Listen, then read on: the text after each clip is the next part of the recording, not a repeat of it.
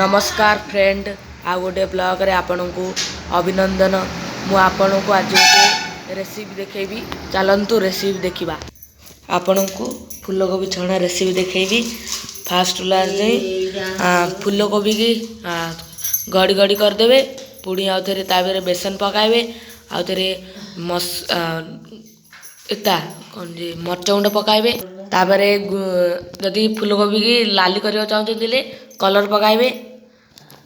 जदि नाली न करबा चाहते दिले छाड़ दे पारिबे। तापरे अल्प पानी नहीं गिरी गोलाइबा। देखंतु मो आई गोलेबा बे देख तुमको देखेबी। हाथ रे भी गोले बारे नहल तो चट दे के आपन गोले पारिबे आपन को जेमति चाहे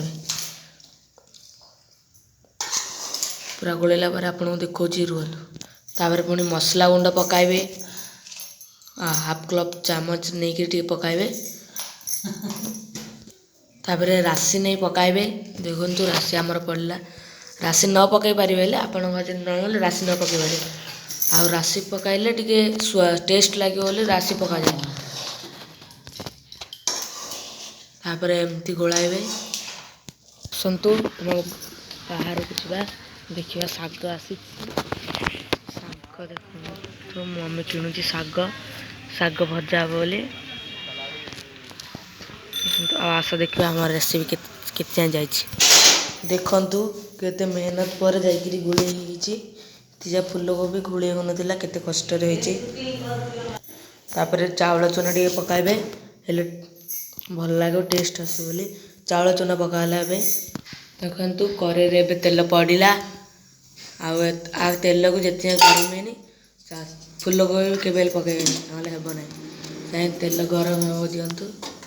देखंतु तेल गरम हो जेबे गरम होला जाए बसी बसी देख नला पांपड़ छणा बजे नला पांपड़ अणाला बे। नला पांपड़ खुला हला बे। नला पांपड़ छणा हबो पानी छुटे छणा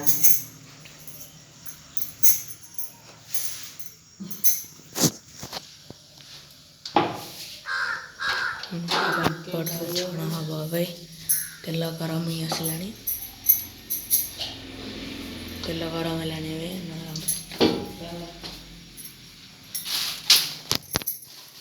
देख नला पांपड़ पड़ला जे एबे तेल ताती नै जे हेलानी। नला पांपड़ पड़ले जे तेल ताती नै जे हेलानी। ते कहूची तेल तातले जाए के तेल तातला जाए पकेबे नले हबो नै। हां एबे पांपड़ छणा हे एबे फुली आसलानी पांपड़ भी। को पूरा मोर रेसिपी देखिले तो तेल तातले केमती पांपड़ हैला नल हेबनी।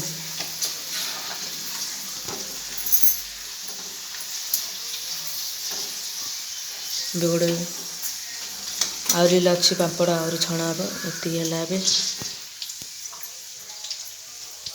अब 8:05 हेलानी। थर मो भाई आसी 8 देली आउडी पर देखो भाई आइले जानछ तो आपण माने केमती से दुष्ट हुए। आसी आसी ट्यूशन जाई आसुसी आपण माने देखि पारथि कि हळदिया नळा भीतर नाली नळा कोड पळि आसला। देखंतु मम्मी भी केते कंचा लगा धइक आसिला। देखंतु पांपड़ छणा सरला एबे फूलकोबी पड़ला। देखंतु देखो फूलकोबी छणा एबे पड़िला।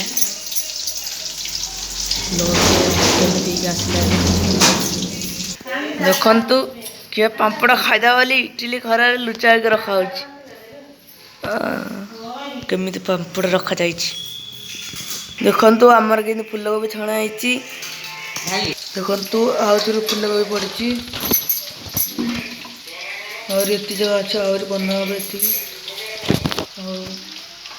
और बेती बनाए थे। हम घरे लाइट नहीं था लाइट पड़े देख देखंतु मैं फूलकोबी खाऊची। देखंतु काली दशमी थी लगे काली तरकारी आज जाए अच्छी। देखंतु फूलकोबी पकड़ा गला एबे खाइबू आहरी अच्छी के फूलकोबी खाइला बेलू देखेबी आथरे। ଦେଖନ୍ତୁ ଆହୁରି ଟମାଟୋ ଭଜା ହେବ ଏବେ। ଲୁଣ ମରିଚ ପାଇଁ ଟମାଟୋ ଭଜା, ଫୁଲକୋବି ଛଣା। ଦେଖନ୍ତୁ ଇଏ ମୋ ଆଈ ଟମାଟୋ ଭଜା ବସିଛି ଆହୁରି ତେଲ ବସି ଯାଇଥିଲା ତାକୁ ଏତା କରାଉଛି। ଦେଖନ୍ତୁ ଆମର କେତେ ମରିଚ ଗଛ ଲାଗିଛି। ହେଲେ ମୋ ଆଈ ଆହୁରି କେତେ ଲଗାଉଛି। କାହିଁକିନା ଆମର ବେଶୀ ମରିଚର ଅଭାବ ପଡ଼ୁଛି। ଆମ ଘରେ ସମସ୍ତେ ମରିଚ ଖାଆନ୍ତି। ଏଇଠି ମରିଚ ଗଛ, ସେଇଠି ମରିଚ ଗଛ। ହଁ ଆମର ଭଣ୍ଡା ଗଛ ଦେଖନ୍ତୁ, ଭଣ୍ଡା ଗଛ, ମରିଚ ଗଛ ଆହୁରି ମୋ ଆଈ ଲଗାଉଛି। ଏଠି ଆମର ଏକାନି ବି ମରିଚ ଗଛ ଅଛି। ଗୁଆ ଗଛ ଗୋଟେ ବାଡ଼ କରାହେଇଯାଇଛି, ପୋଇ ଲଗାହେଇଛି ଏଡ଼େ।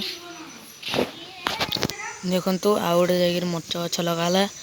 ଏଇଠି ମରିଚ ଗଛଟା ଥିଲା, ସେଇଠି ନିଆହେଲା, ମାନେ ସେଇଠି ବେଶୀ ହେଇଛି ତ ସେଇଠି ଲଗା ହେଲା।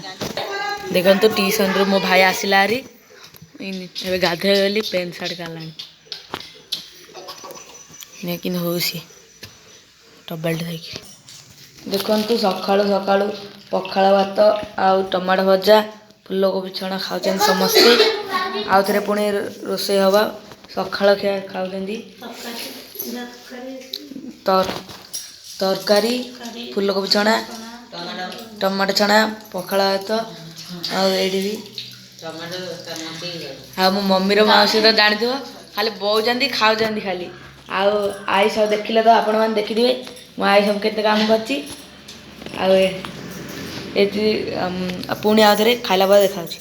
ହ୍ୟାଲୋ ଫ୍ରେଣ୍ଡସ୍, ମୁଁ ଏତିକିରେ ରହୁଛି। ପୁଣି ଆଉ ଗୋଟିଏ ବ୍ଲଗ୍ରେ ଦେଖାହେବା। ଜୟ ଜଗନ୍ନାଥ।